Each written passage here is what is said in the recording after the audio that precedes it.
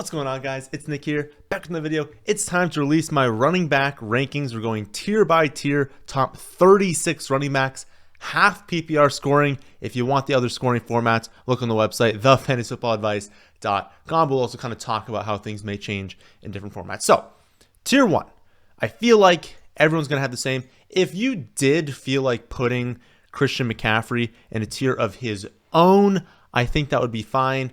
I think this season, pretty clear we're going to have a top 3, though, and I do think they deserve to be in the same tier as Christian McCaffrey. It's McCaffrey, Bijan Robinson, and Breece Hall. McCaffrey, been a top scoring running back for a very long time now on what is projected to be the highest scoring offense in the league. He has no one really pushing him for touches. The only thing we have with McCaffrey this season is them coming out and being like, listen, you know, he's not old, but he's getting a little bit older. They would like him to play for, multiple seasons. They want to keep him healthy. He's obviously the most important player on the team. And so they're going to at least limit to some degree. I truly would not worry about that.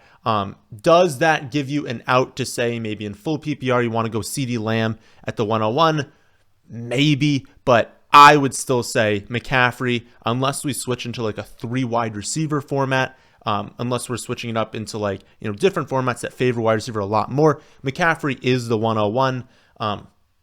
Everything is just locked in. Could he finish as running back 2 or 3 this season? Sure. But what you're locking up in getting him, if he ends up as the running back 3 in points per game, you're still happy with that at the 101. Going to have receptions, touchdown, rushing upside. I, again, would take him as the first running back.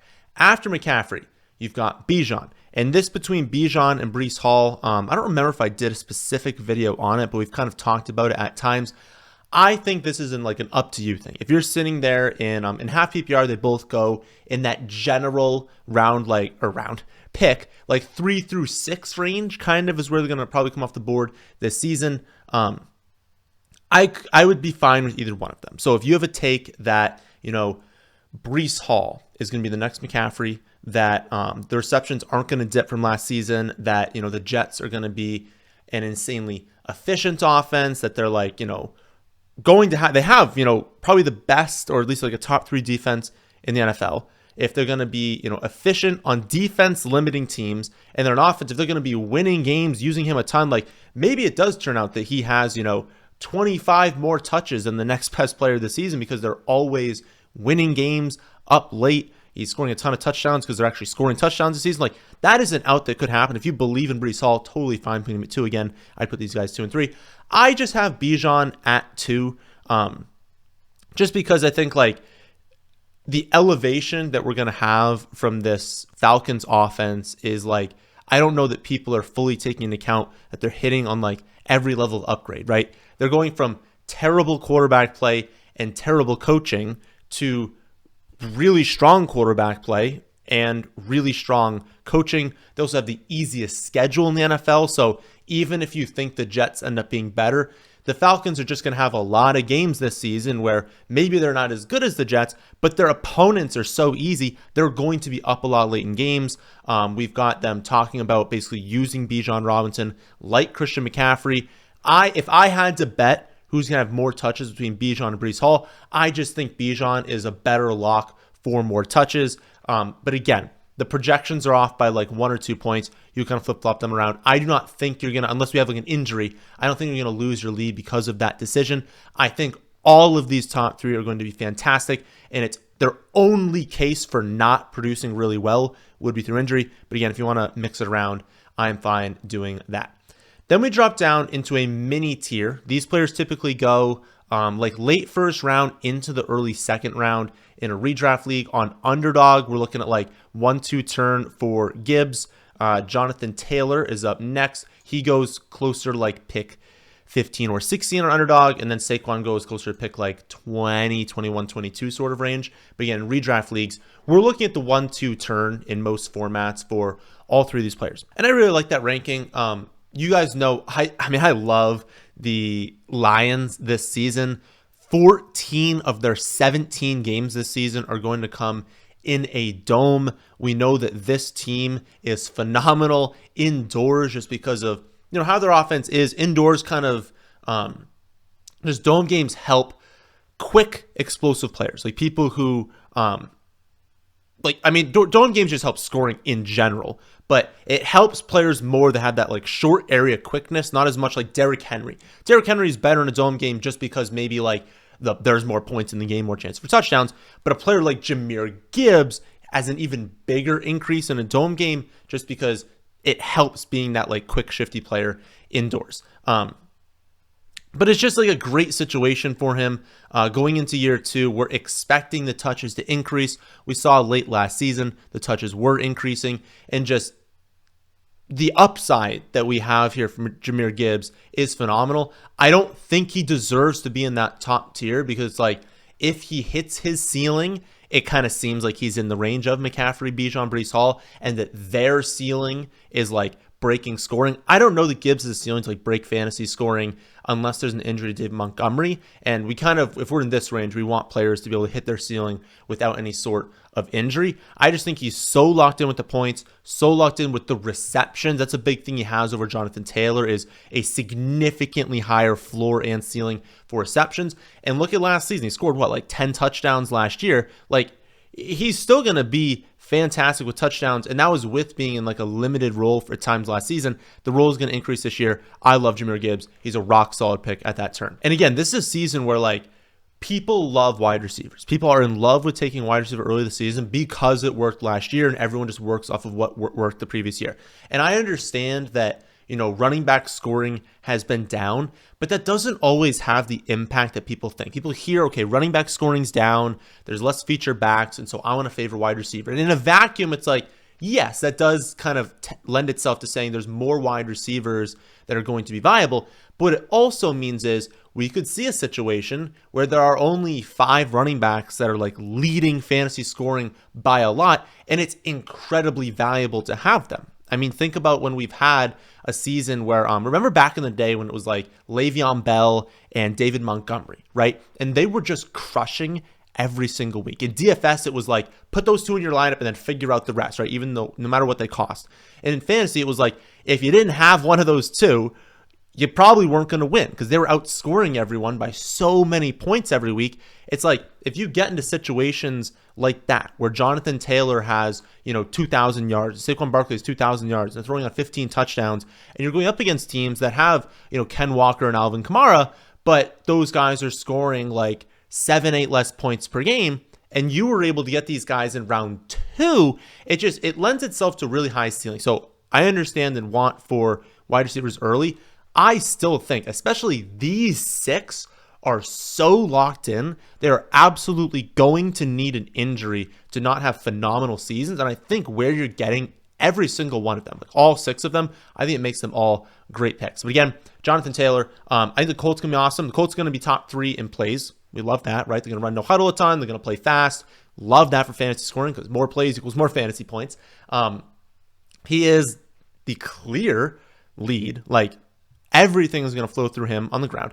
I understand Anthony Richardson is there stealing potential goal line touchdowns, rushing it in, but that's also the case for Saquon Barkley, we'll talk about in a second. But it's like he could run for 1,700 yards this season. And the touchdown upside is absolutely still there because they're going to score a lot of touchdowns. It's going to be a really, really good offense. So I would not be concerned about that. He's going to have games where they win. He goes out there and he has 27 to 30 touches. And that's just so much more than even, honestly, this like third tier we'll talk about in a second. Even some of them, they're going to have games that are like way lower than that. And you go into like every single tier that we drop down in, it's going to drop off very quickly, and many of these players don't have a single game in their career where they're going to have 30 touches. We could see that happen multiple times with Jonathan Taylor this season to go along with multiple touchdowns. Like, I think he's a great pick. Wouldn't be concerned at all taking him. Great pick.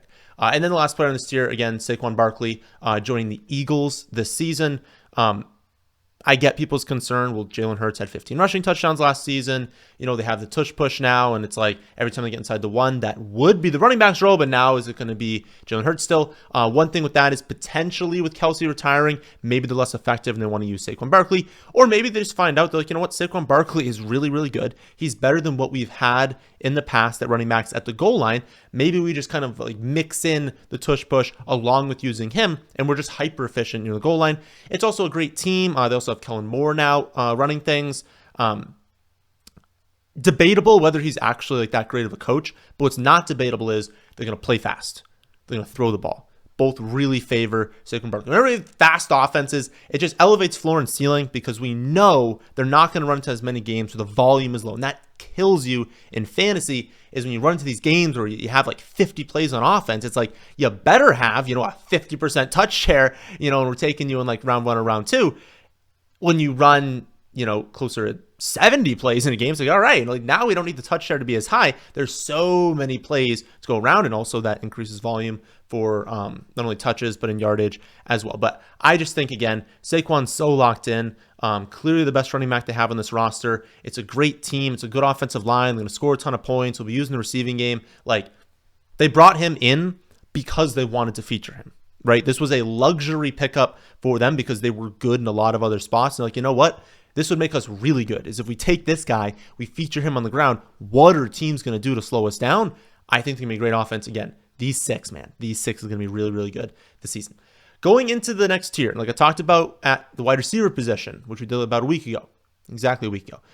Every tier we go down, we just maybe lose a little confidence. We lose something, right? Whether it is confidence, whether it is ceilings for receptions or on the ground, you just like lose a little bit of certainty in every single tier. And I said these top 6 are locked in. You could honestly throw in top 7, I think, with Derrick Henry, but Derrick Henry we'll talk about in a second. I don't think deserves to be in those first 2 tiers. But we've got Derrick Henry, we've got Devon Achane, we've got Kyron Williams, we've got Isaiah Pacheco, Travis Etienne, and Josh Jacobs. So I'll just have to find Travis. Where is he? There he is, Travis Etienne, and then Josh Jacobs. Okay, that is the B tier.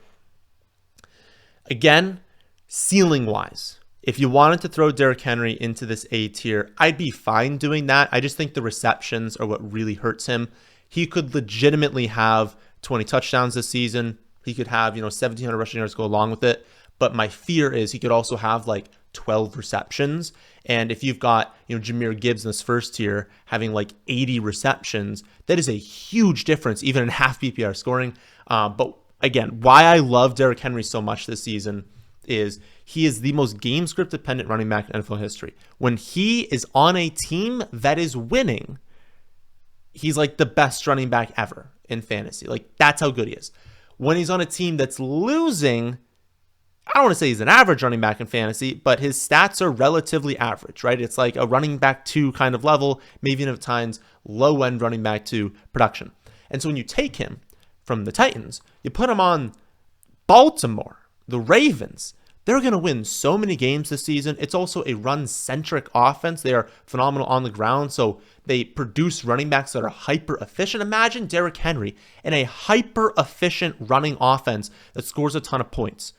Yeah, he's going to have 1,700-yard, 20-touchdown upside. So love him this season. Love him on Underdog where you've been able to get him in like the mid-30s. It's completely ridiculous getting him sometimes in the 4th round. That's happened a little bit less as we worked our way through the summer, but great pick on Underdog. But even in redraft leagues, you probably have to take him closer to like that 2nd round range, maybe mid to late 2nd round. But I would say like mid-2nd round is probably where he'll go in most redraft leagues. That is still a great pick because imagine pairing him with like Jefferson, Jamar Chase, Amon-Ra St. Brown. Like, that is a sweet start to your draft. And I always go back to like Saquon and Henry specifically. 5 years ago, these guys are like top 7 picks. Like when we would have seen, Derrick Henry went to like the number 1 rushing offense in the NFL, and he's got absolutely no competition even when his backup returns from a torn ACL. Like, we'd be like, oh my goodness, obviously he's a top 7 pick, and we're able to get him so much later now because people want wide receiver so much.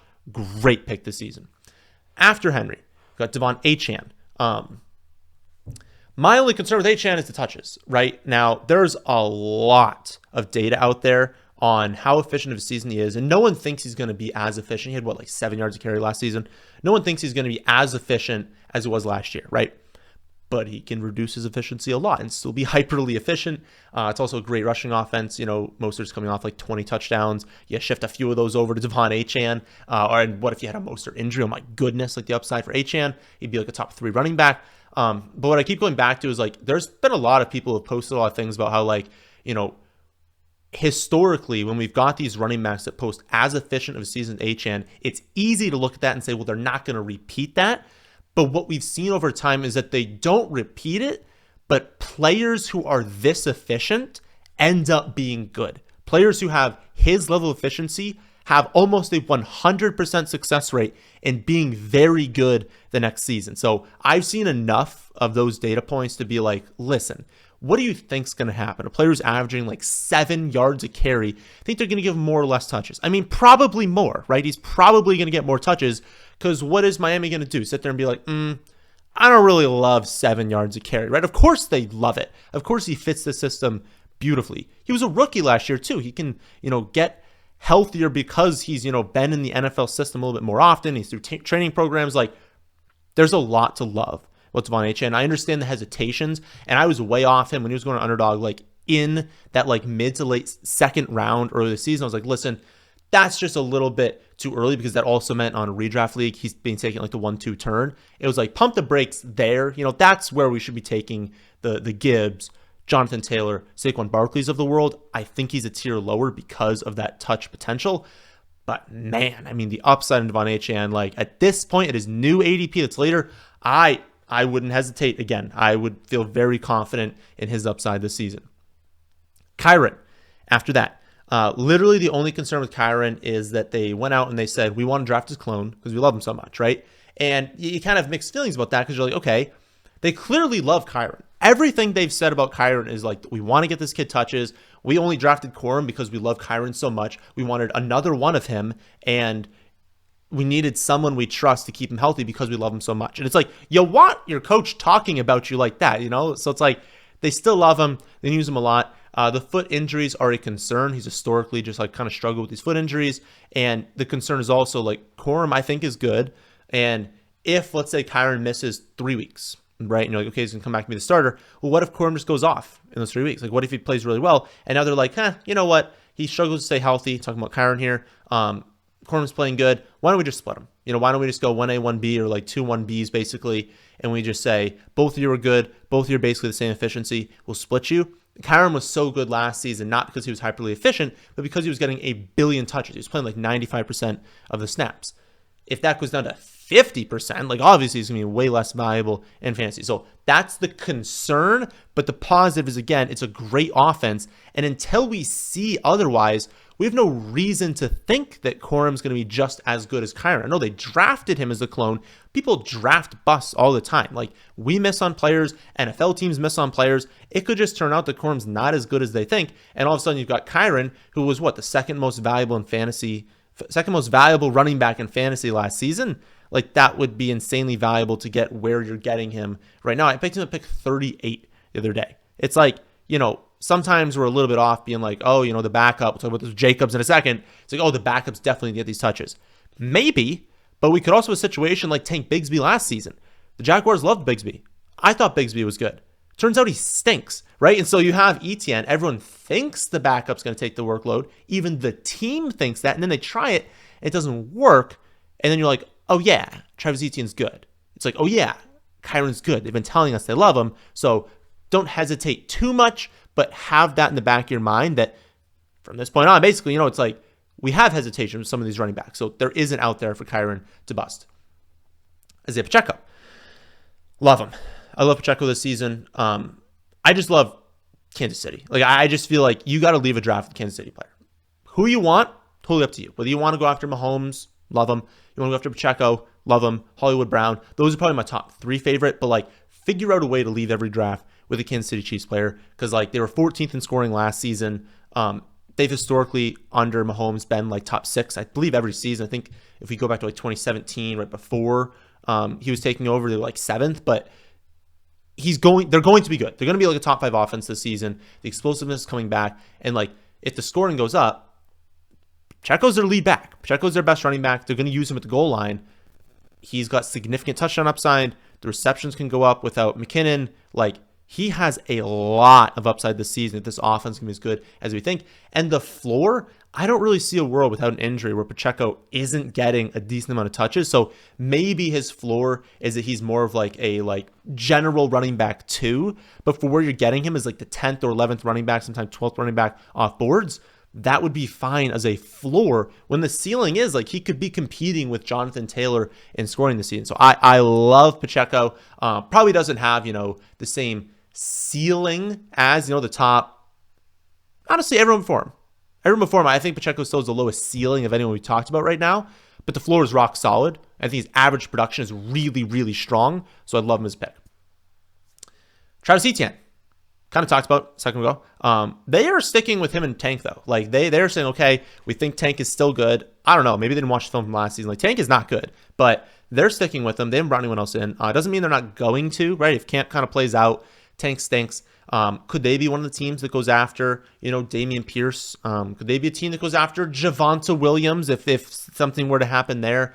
Could they go after Miles Sanders, someone like that? So, like, there are running backs where Khalil Herbert, right, that are on the end of rotations that have the potential to be traded or like cut trades, cut signs, whatever you want to call it, that like could still be added to this team. And if that were to happen, obviously Etienne goes down. They've said they wanted to limit his workload more, but again, it's a situation like Kyron where it's like we want to limit his workload because he's so important to us that we need to keep him healthy. You want it to be that instead of like we want to limit his workload because we don't think he can stay healthy or we don't think he's that good and we want to bring someone else in. It's we love him so much, we want to limit his workload because if he gets hurt, we're kind of screwed, right? Like we don't really know what we're going to do here on offense because we can't lean on Trevor Lawrence with zero ground game, zero, explosiveness in the receiving game for the running back core. So I still like him a lot. Again, I did the breakdown video putting him behind Pacheco because I think Pacheco is much more locked in. But Etienne's still a great pick because if they don't bring someone else in, he's way better than Tank, so he's going to get a ton of touches. Then finally in this tier, Josh Jacobs. I have said numerous times that I think Jacobs is mispriced. I think the fact, like, I like Marshawn Lloyd as a prospect. I think the team likes him. I think he has the chance to be the next Aaron Jones, but the community has just crowned Marshawn Lloyd as the next Aaron Jones before he even steps onto the practice field, right? Like, he hasn't even been at training camp yet. I'm recording this on Friday. I don't know if he played on Friday yet. But like he's got this hip injury. We literally have not even seen him in pads yet. And yet we're just crowning him as the next Aaron Jones. Maybe the team wants that to happen. Maybe you want that to happen. It doesn't mean it's going to happen. I feel like the ADP on Jacobs has gotten to a point where people are like, oh, it's going to happen. Well, if it doesn't happen, Jacobs is a top 5 running back because the Packers are going to be an insanely good offense. He's, 2 years removed from 2,053 yards, I think it was. Like, he's 26 years old. He's not a bust, or he's not like aged. I guess he's not like an older running back. He's not dust. That's what I was looking for. Like, he is not cooked, right? Like, he's still a great running back. I just think people have kind of thrown him to the side. I feel like people think he's like 29 years old and like can't move anymore. He's 26 years old. Like, he's totally fine. He's on one of the best offenses in football. Load up on Josh Jacobs at this ADP. Next year, we are increasing the amount of things that we are slightly concerned with on these players on offense. We have James Cook. We've got Joe Mixon. We've got Rachaad White. This is going to be a very large tier by the looks of it. Ken Walker, Alvin Kamara, Aaron Jones, David Montgomery right here, Ramondre Stevenson, Najee Harris. Where is Najee? There he is. And Zamir White Zeus. Largest tier we have. The tier is going to get much smaller after this. This is the tier of some of you have upside, right? Some of you have a ceiling to finish as a top 5 running back. Some of you have an incredible floor, not as much of a ceiling. But for every single player, there are genuine concerns. Now, I will say I struggled a little bit with saying James Cook and Mixon. I didn't know if I should kind of put them into the B tier because I do like them a lot this season. And there are far fewer concerns with them as there is with a lot of the other players here. I couldn't figure it out though. I defaulted to the rankings. The rankings did say, projection said, there was a relatively decent gap in projection between Jacobs and like James Cook and Mixon to where there isn't much of a projection gap between like the Mixon and like Rachaad White and Ken Walker. So I put him in this tier. But again, if you're like upset with that and you're like, no, they deserve to be in the B tier, put him in the B tier. That's totally fine with me. But yeah, James Cook is awesome. The reception upside is obviously there. Touchdowns are what you're concerned with, right? Because he's not the build of a goal line back. He's unlikely to be an efficient runner at the goal line. And then you also have Josh Allen. So it's a situation where, like, with Saquon Barkley, you're like, okay, maybe Jalen Hurts had the 15 rushing touchdowns last season, but Saquon is clearly the build of a great goal line back. James Cook is not. Like, James Cook is not someone where they're going to be like, oh, got to change things up. Got to not use Josh Allen at goal line. So the touchdown upside just isn't really there for him. But, when they changed offensive coordinators last season, they went way more run heavy. That was great for James Cook. I don't think Ray Davis is like that amazing. I don't think he has a ton of competition. I think James Cook is pretty clearly their lead back. Will they feature him? I don't know. That's just more of an unknown for what exactly going to do there. But I think he's, a great floor play. Like, he's pretty darn unlikely to bust. It's super unlikely. They bring, Davis out there and they're just like, oh, we're going to give you a ton of touches. Because it's like, okay, what is James Cook going to lose his like 2 rushing touchdowns? It's like if they brought someone else in the goal line, it's like, well, he didn't have any last year. So it's like, you're not really taking anything away from him. I think he's just a really good floor play. But again, I don't know if the ceiling's totally there for James Cook. It is there for Mixon. I really like the ceiling on Joe Mixon. It's a very strong offense. CJ Stroud was fantastic in his rookie season. He's clearly going to be a great quarterback in this league. When you bring in, Stephon Diggs, you have now healthy both Nico Collins and Tank Dell. It's like this offense has so much weekly upside. Now, a lot of it's probably going to come through the air. They're probably going to throw for a ton of their touchdowns, and it's a concern with Mixon. But they brought him in, what it seems like is to be featured. Dameon Pierce doesn't fit the offensive system, so that's not much of a concern. Again, I mentioned him before in a potential that it's like, maybe they kind of like their rookie running back this season, and they're like, someone also like Dameon Pierce, maybe trade him away for like a draft pick next season. That's entirely possible. I think Mixon's ADP would go up if that happens, but I don't think that happening or not happening changes anything. So I think you're getting him at a great discount right now, because he's going to be used in all areas. That's what we want for our running backs. We have receptions, touchdowns, and rushing yardage. And he's going to have all 3. Maybe not any one of the 3 is going to be like, he's not going to lead the league in touchdowns or rushing or receiving, but he's going to do everything really strong. And if he gets lucky with touchdowns, he can have a year where, he is in like the A tier for scoring. But yeah, very strong pick there. Rachaad White. Warming up to a tiny bit right now, just because it seems like the coaching staff really does love him. And they talk a lot about how having to need to be like a complete football player to be able to like block really well, to be able to do everything well. And it seems like they're really talking about Rachaad White here being like, this is why we feature this kid. My only concern is he was 14th in points per game last season, and he was 2nd in touches. So, and that was with their backups were terrible last season. If Bucky Irving is good as I think he is, like if he ends up being that good, he's not going to compete with Rachaad White and like be like, oh, I'm the lead over you.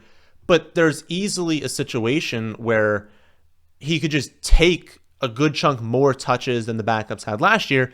And maybe White isn't 2nd in the NFL in touches. Maybe he drops down to like 8th.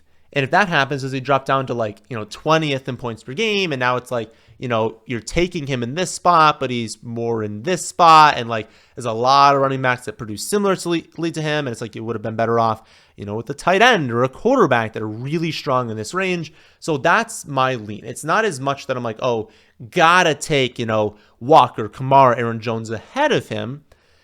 I don't. It's that I do kind of think there's a little gap in my mind between Cook and Mixon in this tier.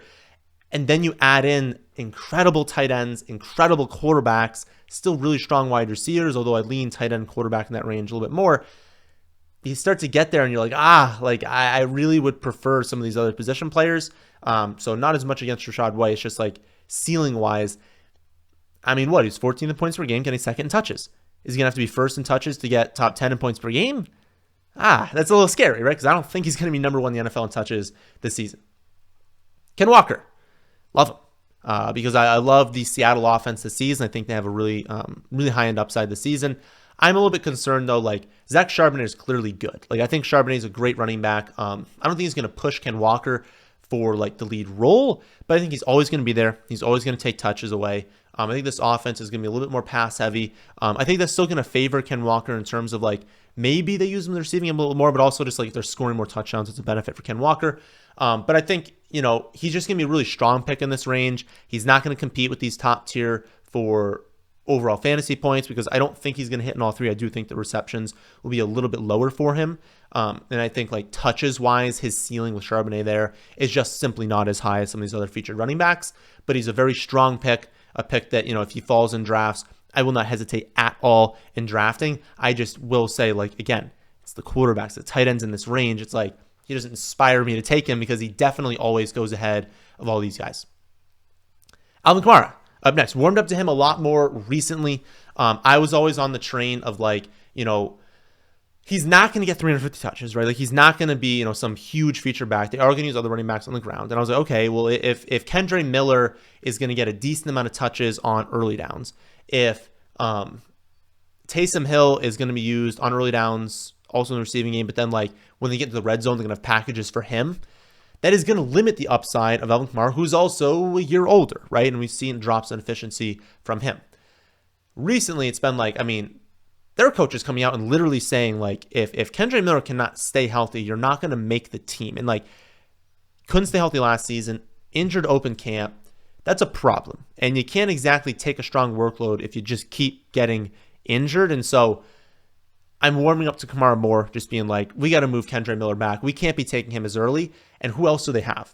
Jamal Williams is going to go out there. Dude had like 1 yard per carry last season. Like, it wasn't that bad, but it was like 2. He's not any good. Like, I don't know. I feel like Kamara is maybe just the best running back they have. And maybe I'm just a little bit too concerned about the early down workload being taken away because the receptions are still going to be there for him. It's a good offense, too. I think the new coaching staff will be a lot better. Old coaching staff was so uncreative. No motion, no pre-snap motion, no play action. It was just so boring. Much more of that this season. It's going to be more efficient offense. It's going to favor Alvin Kamara. Strong pick. Again, at this point, I don't think anyone has the upside to overtake this top tier. I'm just so in love with this top 7, really, and you can extend it to top 8. I really want to be getting one of them. But that doesn't mean you're a bad pick in the C tier, right? He's still a very strong pick this season. Aaron Jones. The risk here is unknown, right? Like unknown, not only with how good the offense can be. I don't think that's as much of a risk because I do actually think the Vikings are going to be a good offense this year. If you don't know, he's on the Vikings now. Even without Kirk Cousins, it's a good enough coaching staff that I think they can elevate the quarterbacks and cause the quarterbacks to be good enough in their system to not have an offense that was as good as it was under Kirk Cousins, but like approach that. If they choose to feature Aaron Jones, if he's as good as he was on the Packers, which I think he probably still is if he can stay healthy, he could be a feature back, right? My worry is they understand that like he's probably not going to stay healthy if you give him 25 touches every week. And with how good Ty Chandler was last season, there's no need to. Like if Ty Chandler, unless he like really regressed this offseason, he's still a quality running back. And so if you've got this back that's still really good and you're worried about your first back getting injured, it's like, why wouldn't you just kind of rotate them in? Historically, the Vikings haven't been doing that in recent seasons. They have kind of been sticking with one guy. So Aaron Jones still has a ton of upside this season. If they do that, I question whether they will. I do think Ty Chandler will have a role on this offense. Dave Montgomery.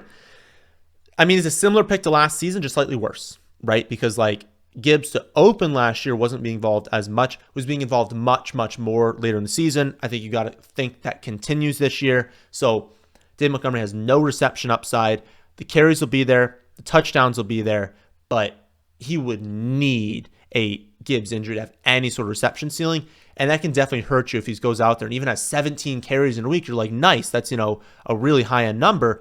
But if he's only doing 60 yards on that and he has no receptions, you're like, hopefully he scored a touchdown. And even then, it's only 12 points, right? So that's a concern. But like I said, I love the Lions offense this season. I have no problem with drafting Dave Montgomery. I just don't do it a ton because I've been leaning towards other positions in this general range. And if I'm going to take someone, it's more often been, honestly, it's more often been Aaron Jones. They go like right next to each other. I'd rather just take the upside of Aaron Jones because Aaron Jones can do it through the air. And if the Vikings choose to feature him, he's got, top 7, 8 upside.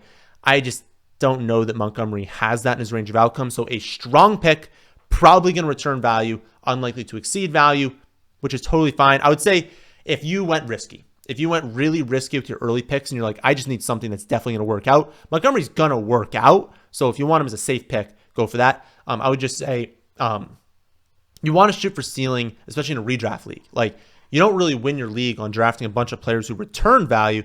You win on hitting on someone who, has 50% of people drafted and made the playoffs, right? You win on hitting on Puka Nacua and Sam Laporta and some of these breakout quarterbacks we've seen in years. Like, that's how you win. It's not, oh, I drafted Montgomery as a running back. I'm just going to guess here. We're in the running back like 17-ish range. We can actually see. We are currently at 10, 11, 12, 13, 14, 15, 16, 17, 18, 19. You don't win on hitting on saying, oh, I drafted Dave Montgomery as the 19th running back and he finished 17th. We had that with James Cook. I talked about that in the League Winners video. James Cook was drafted, I think, 22nd last year, and he ended like 19th in points per game. He added like 0.5% increase in your playoff chances. Like, that didn't do anything for you. It's the players who really exceed value. That's what you aim for. I don't think Montgomery does that this season. Stevenson. I mean, I love Stevenson as a Patriots fan, right? I think he's way better than Antonio Gibson. I think he's a great running back. The one hesitation with Stevenson is they have the hardest schedule in the NFL, and they're projected to be the lowest scoring team in points per game. That doesn't instill a ton of confidence in you because you want winning teams for running backs. You want high scoring teams. They're potentially going to be worst team in the NFL in terms of wins and in points per game. So that's not good. At least he has the reception upside, but then you have the chance at least that Antonio Gibson's going to take some of that workload. So concerns there. But I would also say there's a chance that maybe Drake May is just good. Maybe Antonio Gibson isn't good, which I don't know that he is. I mean, we were hyped about him coming into the NFL, but the potential, but he kind of hasn't hit yet. And maybe Stevenson goes out there every week and has 15 carries and 4 or 5 targets. And you're like, you know what? In this range, that is perfectly fine, because if they're losing a ton of games, he also has the upside to rack up like 6-7 dump offs in some weeks, which would be huge for fantasy scoring, even if you don't have the touchdowns. But another concern why I don't draft him a ton is, again, I want upside in this range. If you're going to be on the lowest scoring team in the NFL and we're concerned about your backup, that's not amazing. Again, hardest schedule in the NFL as well. Najee, second to last player in the C tier. I like him in the sense that the touches are kind of guaranteed. The Steelers might be the most run-heavy team in the NFL. Like, they're going to run it like so many plays. They're going to run it like every play with Arthur Smith. The concern is, I think Jaylen Warren's good. And if Jaylen Warren and Najee are going to split the touches on a low volume, even if it's run heavy, low volume, mediocre scoring offense, how much upside does that really leave Najee Harris? So another floor play, another play that I make the pick when I need a running back and I'm looking around and I'm like, all right, fine. He is at the end of this tier. I don't love any of the other players. Maybe I already have a quarterback or tight end. I don't love the wide receivers. And I'm like, fine. He's kind of like a default pick, being like, he's going to get touches. He's probably not going to be terrible, but I don't love him this season. And then finally, Zamir White. Honestly, I might move Zamir White over Najee. Projections-wise, Najee still favors because of the receptions, but Zamir White is pretty clearly going to be their feature back. Again, I don't know how much they're going to dump off to him, but if it just turns out that they do, like what if they do actually dump off to him like 25, 30 times this season? Oh my goodness, the upside, because he's going to be their goal line back. Their quarterbacks are not taking those touchdowns away. He's going to get a ton of touches on the ground. Pierce really wants to establish the run this season. Like, he's going to get a ton of touches. He was an unbelievable prospect. Kind of watched the videos I made about him last season. Like, I was in love with him as a prospect. He has the injury past, right? Like, he was at one point like the number one prospect in college football. Like, he was insane. Then he has these knee injuries. He doesn't like trust the knee after that. It takes a lot of time to get back. What if this season is the first time where he's like truly back and he just crushes and he's hyper efficient and they just kind of center the entire offense around him, and you got him this late? Like, there is upside here. It's just my concern is the team's not gonna be good, but then also receptions. Is the reception upside there at all? Because it doesn't seem like it's going to be, but yeah, I mean, I love Zeus. Like, I love him as a player. D tier. Gonna move down a little bit.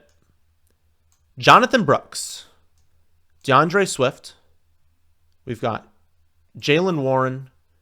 We've got James Conner, and we've got Zach Moss. More concerns with everyone in this tier. I think Brooks is a really good prospect. I think that the team wants him to be their featured running back. I think that the team also, they're centering the offense around, of course, he was the rookie, first running back off the board, rookie on the Panthers this season. The team wants to center the offense around Deontay Johnson, but they're going to establish the run. The Panthers are going to run the ball a lot this season. When Brooks is fully recovered from his torn ACL, he's going to be the guy. And so if at this pick you can afford to be like, listen, I'm good not starting Brooks for the first 6-7 weeks of the season, he's going to provide a really nice return on that investment, because in the second half of the year, that's when I think he'll be 100%. And that's when I think they start leaning on him as their featured running back. And he's going to really outperform this ADP. To start the season, you're probably not going to be happy. And so if you go RB0 and he's your first running back, that's a terrible pick, right? But if you went I don't know, you took Bijan and you also took Josh Jacobs, and maybe you even threw in Zamir White, and now you're at Jonathan Brooks. Who cares, right? Who cares if he doesn't play for the first 10 weeks of the season? You're just maybe looking for the later portion of the year, him really breaking out. But yeah, I think that's more the build I would want him under. One where you're very confident in running backs and you want some late season upside, because he's not going to start the season healthy. DeAndre Swift, after that, super mixed feelings here. So the coaching staff has historically done a committee approach, this Bears coaching staff, but they gave him a way larger than expected contract right when it opened, right when free agency opened. As soon as they were able to, they threw a ton of money at him. Does that sound like someone they're going to rotate in with it's Herbert and Roschon? I think there's a world where they keep Roschon, they trade away Khalil Herbert. It's only Swift and Roschon, and people kind of look at this and they're like, wait a minute. What if Caleb Williams really elevates this offense? What if this offense actually is good? And we see a situation where they're actually approaching league average, that Swift is racking up, 3 to 4 receptions every week, is being heavily involved. And it's you're getting I don't want to say Jahmyr Gibbs light, but someone like Jahmyr Gibbs or Travis Etienne, he's approaching that level of volume. You got him way later in the draft, and we're going to have weekly upside on this Bears offense. They're going to have weeks where they score a ton of fantasy points. I don't know. I like him. I just don't end up with him a lot, because I just have concerns that he can hold up, that he can be the type of player that can produce like Gibbs and Etienne. And then, again, the concerns that this coaching staff I don't believe in. I don't think they're a good coaching staff. But then also, they historically have used committees, which I also don't love. Jaylen Warren. After that, I would rather Warren over Najee, not straight up, but given that Warren typically goes later in drafts, I would prefer Jaylen Warren at cost, because I think they could have very similar workloads. We also know that Arthur Smith, for as dumb as he is, one thing we know about him is he's not going to be it's always Najee at the goal line, right? He had Bijan last season. He still used Algier more when they got in close. So it could be a spot where maybe Warren and Najee are relatively close near the goal line. And that was one thing historically. Najee's been better because when they get to the goal line, they've leaned on him, so he gets those touchdowns. And then Warren, it's he has the receptions, he's super efficient, but he doesn't have the touchdowns. If they can, kind of approach more of an even split there near the goal line, that is upside for Jaylen Warren. So I think he's a very strong pick in this range. I would say among this range, my favorites cost-wise would be Brooks, then Warren, and then it's probably Swift, and then James Conner, and then Zach Moss. We kind of factor that in. But I still like James Conner. We will talk about Trey Benson. Trey Benson will be the beginning of F tier. So we'll get to him in a second. He is the big concern, obviously, when they take, I believe he was the second running back in drafts, in the NFL draft. Rookie of the season, obviously. I think he's 2025. I think in 2025, he's going to be someone that they're really leaning on, that, James Conner is a year older at that point, that he's a little bit more run down. There's also that situation where, if James Conner gets injured, I think Trey Benson's a pretty good running back. And so if he comes in and he plays well, then it's okay, maybe we're splitting now. But they're going to run the ball a decent amount. One thing I have seen is that, they're going to have a terrible defense and they're going to play fast. So you have this combination of play upside. I just don't know who the 2-minute drill back is going to be. So basically, if teams are scoring at rampant on them, but then they're also good offense, there's a ton of shootouts. But what if teams score a lot of points on them and they're always coming from behind? Is James Conner only the early down back and Trey Benson is that 2-minute back? Or is James Conner still going to get 2-minute work, in which case he's a great pick of this ADP? It's if he gets 2-minute, he's a great pick. If he doesn't get 2-minute, he might be a terrible pick because he's not going to have many receptions and they're going to be in 2-minute a lot because they're going to be in hurry up a lot because they're going to be behind a lot. I don't know. So it's weird. We have to kind of figure that out, and that's why he's in this tier, and it's why I don't go after him a ton. I've been trying to take Benson a little bit more because Benson honestly goes probably like 30 picks later than James Conner. And at that point, I'm like, well, if he wins the 2-minute, if he's as good as some people think he could be as a prospect, maybe it's not 2025, maybe it's midway through 2024 he takes over, in which case, you know, a great pick there. So James Conner, I hesitate on a little bit. Also hesitate on Zach Moss. We're going to talk about Chase Brown, also in F tier. I have been a Zach Moss truther at times, but I don't have any sort of confidence that he's like better than Chase Brown.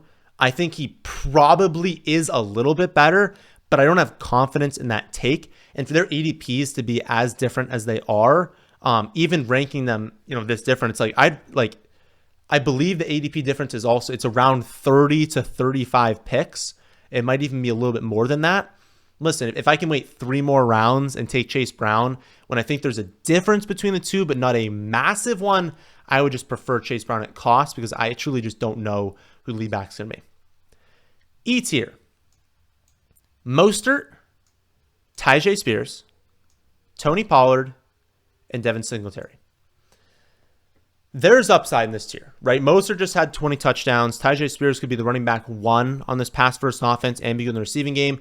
Tony Pollard could also be that. And then Devin Singletary could be the featured back on the Giants now. The problem is we also have huge downside for all these guys. Mostert's like 40 years old at this point, and if they give A-Chain more of a workload, it's obviously being taken away from Raheem Mostert. And basically all of his value last season came off the touchdowns. If those shift over to A-Chain, he's going to see a steep drop. But he can see a steep drop, right? Because he was I don't remember exactly, but he was easily a running back 1 in fantasy. He was a top 5 running back. Like, he can have a drop off in these touchdowns and still outperform this ADP. So he's still a fine pick. It's just you hesitate a little bit with his injury history, with his age, being like, you better stay healthy because you could be a significant bust if you get hurt here. I've talked about Tyjae Spears and Tony Pollard a lot, being like, listen, I'd rather wait 1 round. Pollard goes around earlier in drafts than Tyjae Spears. I like Tyjae Spears more. I think he performed better in a much worse situation last year. He was on this team last year, so the team knows him. I know it's a new coaching staff, but like the organization isn't entirely different from what it was last season. I just think he's better. You know, he commanded more targets than Tony Pollard did last season. Tony Pollard was on the number 1 passing offense in the NFL. Tyjae Spears was on the least behind Derrick Henry. Like, think about targets are earned in the NFL, and Tyjae Spears is just so much better at earning targets. I think he's going to be the guy they use in the receiving game, which is important because they're going to be amongst the league leaders in situation neutral pass rate. Like, when the game is remotely close, right, neutral situations here, they're going to throw the ball a ton. And then you think, okay, well, on average, if the situation is not neutral, it's probably negative, in which case that's wrong. Like, they're going to throw the ball a ton. If Spears is their best pass catcher, he could outperform Tony Pollard by a lot. I think he's a better pick, especially going later. That's kind of the case for Tony Pollard there. Again, I don't know if he's cooked. It might have been the injury, but he did not perform that well on Dallas. I don't believe in him this season. I have not been drafting him. I take a ton of Tyjae Spears. And then Singletary, rounding out this E tier. There's a lot of unknowns here, but he's kind of only competing with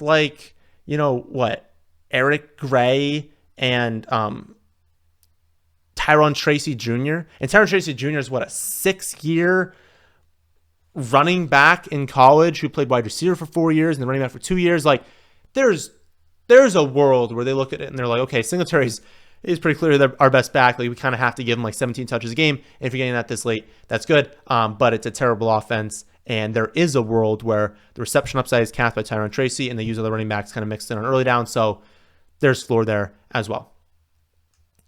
Finally, Trey Benson, Brian Robinson Jr., Gus Edwards, Austin Eckler, and Chase Brown.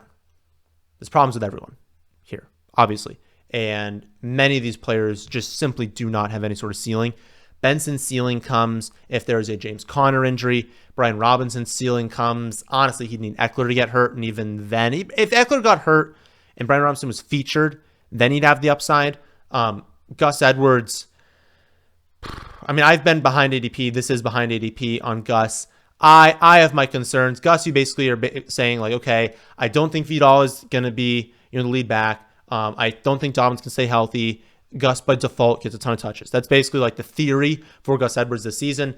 I've not been taking him a lot. I take a little bit of Dobbins, but that's it. I have to avoid this running back room just because, like, I truly think there's a world where they are the team that trades for someone. Again, Dameon Pierce, Miles Sanders, Khalil Herbert, but there's other running backs thrown in there as well. If I am like the GM of the Chargers, I do not see how I am not sending a trade offer for one of Dameon Pierce or Khalil Herbert. Like, those two would just fit so beautifully into this offense, and you could really, really use them because I don't know how good Vidal is. I don't know if Dobbins can stay healthy. Gus is fine, but you're not giving Gus a featured workload in the NFL given, his injury history and his age. So I think they're going to trade for someone or sign someone, in which case I can't really go there. Again, my take on Brian Robinson versus Austin Eckler is simply that Eckler had been good in every year of his career. He crushed it in week 1 last season. He has a high ankle sprain. It's rare that we do see people recover from a high ankle sprain and be efficient. They can come back that season because it is only like a month and a half injury, but they never come back and be super, super efficient after that. So he came back quicker than he should have, and he wasn't efficient. Of course he wasn't, right? He's still a great player in my opinion. I think he's a better running back than Brian Robinson Jr. He's definitely better in the receiving game, and for a team in the Commanders that have a terrible offensive line and a terrible defense, they're going to lose a lot of games. They're going to be trailing in a lot of games, and they're not going to be able to run the ball effectively. That leads to Eckler getting a lot of touches. So I think he's a good pick, especially going so much later than Brian Robinson.